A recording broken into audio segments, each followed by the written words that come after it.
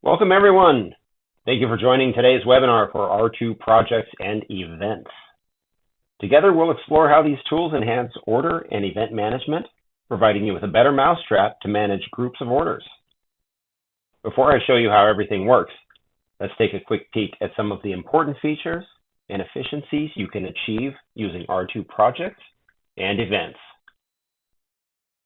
R2 projects and events are designed to work together or separately, offering a structured yet adaptable approach to managing your orders and events. Projects focus on the big picture, while events manage finer details. They serve as a high-level structure for planning and execution, helping teams keep track of progress, budgets, and resources. Next, we have R2 events. These can be used independently or within a project to manage event details like show locations, event dates that can be synchronized to orders added to the event, and the creation of orders directly from the event. There are no right or wrong ways to use a project or event. Generally speaking, projects offer the overarching plan, while events allow you to manage the details and orders under them. That is to say, when used together, there can be one project with multiple events. When combined, projects and events create a seamless workflow. Events support projects, enabling better collaboration, organization, and scalability for your teams. Before we look at R2 projects and event details, let me cover a few configuration and default settings that govern these entities. First, we'll open the configuration.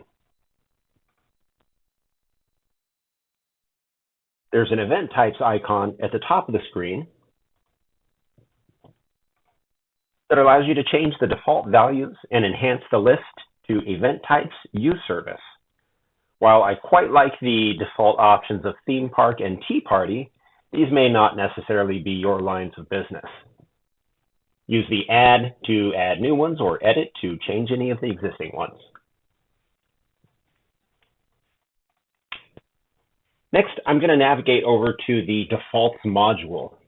I'm actually going to take a shortcut through maintenance and the employee. I'll open any employee here and go to the defaults ID. Let's look for our default record in here. I'm going to navigate over to the account and orders area of the defaults module. Note the project checkbox here in the mandatory section. When the project checkbox is not selected, as it is here, the project field on the order screen can be left blank. There's no on-screen prompt indicating that the field's blank, and R2 automatically copies the order ID into the project field. If you select this box, then the project field on the order is mandatory. It can't be left blank. There is an on-screen prompt if the project is empty, and there's no default value, such as the order ID, that's filled into that field by default. Next, under the Account and Events tab, event dates can be made required or optional. The billing customer can be made mandatory. Special note about this billing customer is that a billing customer, any customer, is not required on a project or an event. So by making it mandatory here, you're making a workflow choice that is also going to be required on all of your new events. And of course, finally down here is a default profit center that can be inserted into all new events that are created. That rounds out the usual settings for R2 projects and events. I'll go ahead and close out of here. Let's open the account module and take a look at the project and event structures.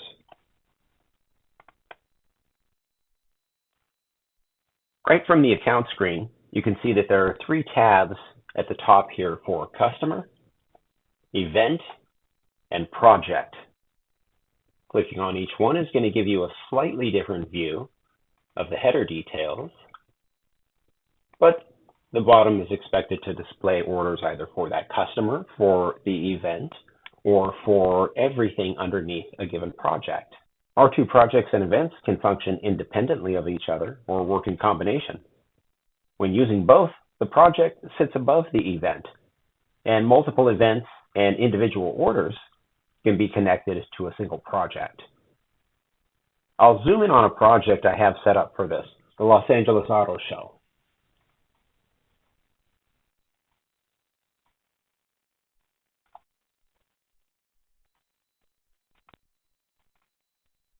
Let's edit this and take a look at what's inside. This is it, the entire project record. The R2 project allows you to define high-level information such as the project name and identifier, a status, a project stage, and bookend dates for the start and the end of the project. You can also keep customer information. Recall, this is optional. You'll notice that it's not mandatory here to keep a company or a contact, so a project can be created without a customer at all. A project can also hold additional details like contacts, comments, file or image attachments, and activities that can be set up to remind key individuals of important project dates or timing.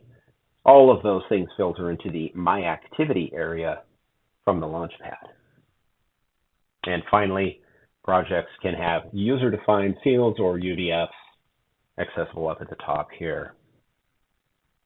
Now, right next door to the projects are events.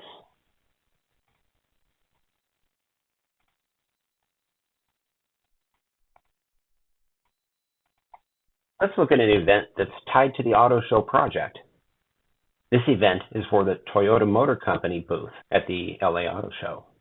The R2 event allows for more granular details, including the basic definition of the event, custom pricing for items and labor, the project if the event is part of a larger grouping, a full spectrum of order dates, and customer information if the event is for a single customer. Note, events, much like projects, do not require a customer. The example I gave of a state fair could just as easily apply to the event label instead of the project. As in the example of a state fair, there's no one customer responsible for paying for all of the event orders. In this way, the orders can be set to individual customers and billed as such. An event can also keep one or more venue or locations, file and image attachments, additional contacts, and like a project, can also keep additional data in user-defined fields. Events are a little different from projects as they have a full suite of order dates. I'll go back and show you that again. And these are used to create orders or synchronize the order dates back to the event dates.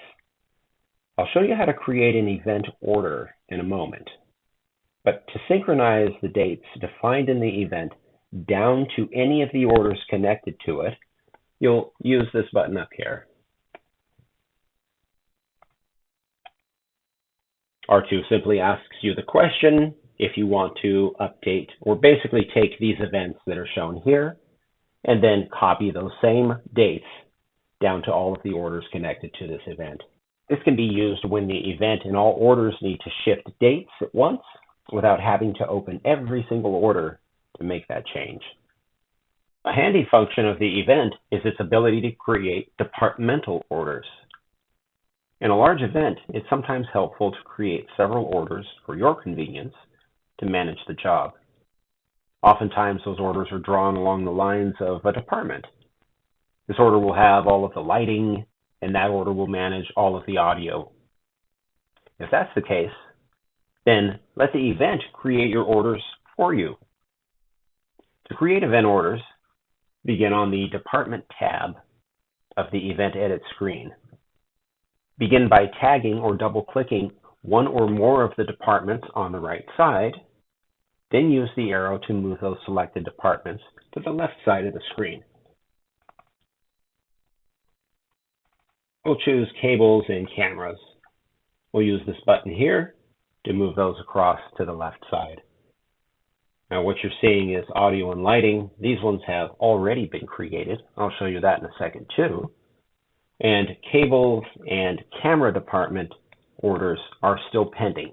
We'll create these two other orders by clicking on the Generate Event Orders icon at the top. R2 is just confirming if I want to create them.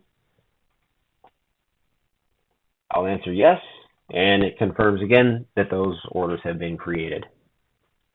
Now that I've made those additional event orders, let's step back and look at the event from a user's perspective.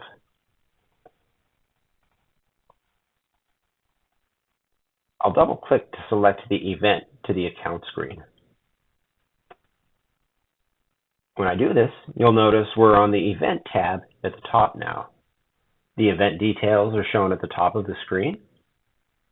And now look down at the bottom part of the screen. There are now 4 department orders. You can see the orders start as a quote, and they're coded with a department that we selected at the first step when creating the event orders. Side note here, some of you may be realizing that even orders can be categorized with a department. This is informational, however, and does not govern the types of items that can be added to that order. You can put whatever you want on these. Beyond your orders, you can also view purchase orders that are connected to the event, meeting orders, and even a financial summary. When you want to know if your order is going to be profitable, you'll view the cost tab for that order, and you'll see how the charges and costs create a profit margin over several different categories. While it's not practical to view all of the order cost tabs in an event, and it's a little difficult to write a report that summarizes all these details, R2 has brought the details to a convenient tab near you. The Financial Summary tab will save a lot of time and headaches in that regard. It's now built in, so there's no need for you to write a report summarizing the same when you have real-time access to those cost details at a moment's notice. And if you need an impromptu report, you can even print it from here too. All right, I want to look at a couple of additional project and event management features. In this case, I've created a standalone order. It's not tied to a project nor an event. In other words, it wasn't created from the event, but from a customer directly. If I want to connect this order to an event, I'll navigate to the Event tab and select the event.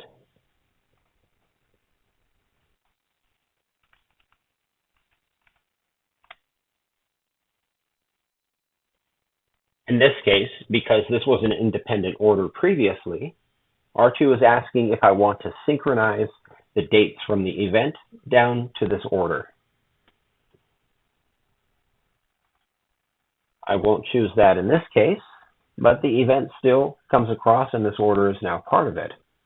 The location may auto default to something, but clicking the magnifying glass shows only the venues that I've defined at this event level.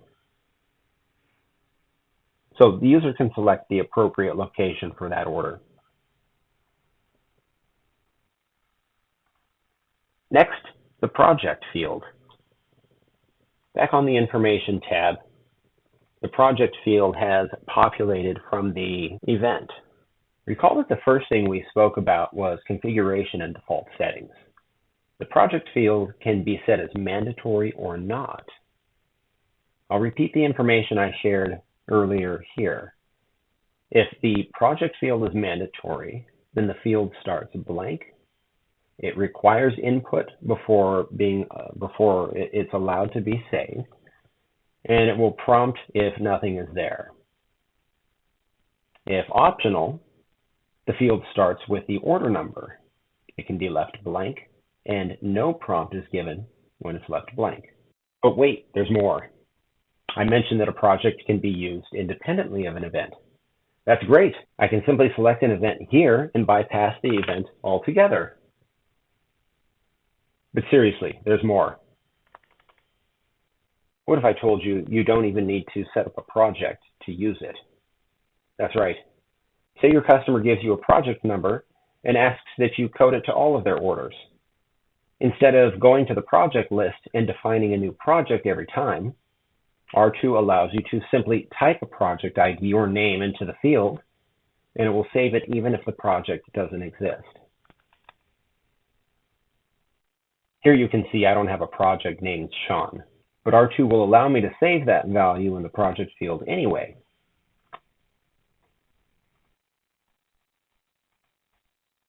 And later, I can run a report for the project Sean, and R2 will give me the group of orders associated with that customer project name. Before we conclude, I'd like to highlight a few existing R2 features you may already be using, where incorporating the event can enhance your workflow. So what else can events do? Let's look at a few areas of R2 that integrate with the event feature. The first two that I'm going to show relate to being able to print an event. There are two event printouts that we'll explore. The first one, you have an option of an event quote or an event order. That's available from the top up here with this print icon. Once I select an event, I'm on the event tab. That printer will give me the print option for the event. Now, like I said, there's two different varieties of an event print. The first, we'll call it an event order, provides a single event print where all of the event orders are collapsed. Basically, this style of printout makes the multi-order event appear to be a single order. A second option is called an event quote. The event quote shows each of the orders independent of the rest, like having one order print per page, so to speak. But of course, your results will vary depending on how long of an item list is on each of your orders. Let's look at an event quote, since it allows for some flexibility.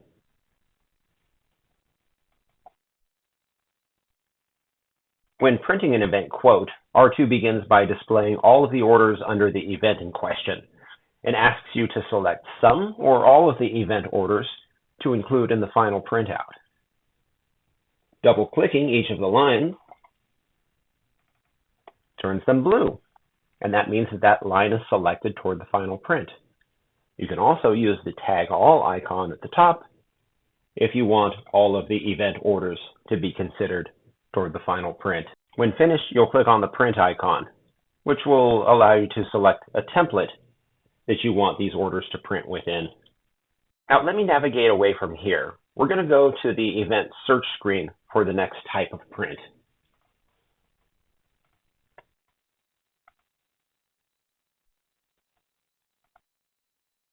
The next type of print that I want to call out is the equipment requirement list, or the event equipment requirement list.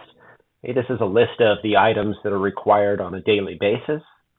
You can see the report is available at the top of the screen here under this icon. Let's go ahead and run it and see what happens. So the first thing that I'm presented with is simply, how do I want the orders to be sorted on the display? I'll accept the default position of this report. Let's go ahead and run it and see what it looks like. This is a list of the items that are required on a daily basis for this event. You can see the report shows the basic equipment quantities required on each of the days of the week. So R2 is displaying 1 week per page here, and you can see my event running from Sunday through Friday. Now, let's shift gears and move to the warehouse, where you'll find a bevy of features geared toward use with the event. The first two things we'll look at are types of batch returns, both which are enhanced by introducing the event. Let's look at the standard batch return first.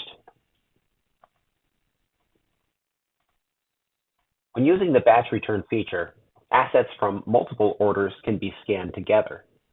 That's because asset IDs in R2 are unique across the system, so there's no need to tag an order when you're scanning a unique item like that. But what if you're scanning serial and non-serial items? R2 can't know where the non-serial items belong, and so the batch return needs an assist. If you tag the event here, then R2 will compare every scanned item to one of the orders in the event to try and find a match.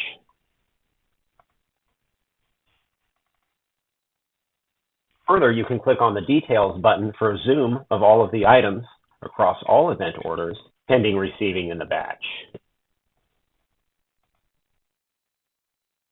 Now, there's nothing in my batch to return because I've chosen an event that hasn't even shipped yet. Intelligent Returns has a similar endpoint as the regular batch returns, and it's accessible from the top over here under the Actions menu, Return Receive Item. Here, I'll tag the event, or the project for that matter, then click the appropriate button at the bottom of the screen to view either all of the orders in this event, or if I was looking at a project, to view all of the orders across the entire project. You'll see the orders in this event down below. I can double click on them individually and then click on Next. In this case, I'll click on Tag All Orders and then click Next.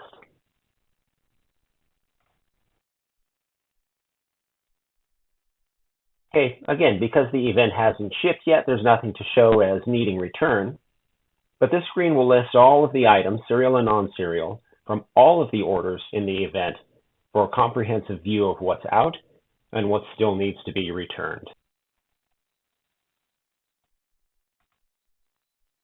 Finally, let's look at two event features that will help the warehouse users. The first is the event filter for warehouse tasks.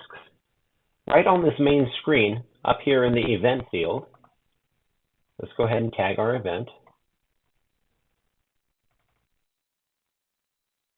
The order tasks that you'll see when searching below will only be for the orders in this event. Okay, now I don't have any other filters set on here, but again, I wanted to illustrate that without setting any filters, just simply selecting the event, you'll see all of the different event orders down at the bottom here with all of their applicable prep, ship, pickup, and return tasks. And if you want to get a comprehensive view of the event items, perhaps you'll want to print a pick list for the whole event. This pick list button up at the top of the screen is designed just for that.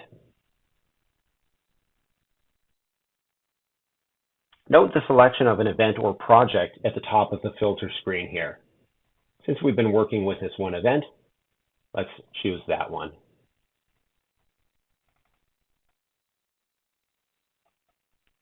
Now, depending on your preference, you can print a summarized list of inventory or see the inventory layout as it is presented on each of the orders. That's the one that I'll choose. And let's run this and see what it shows us.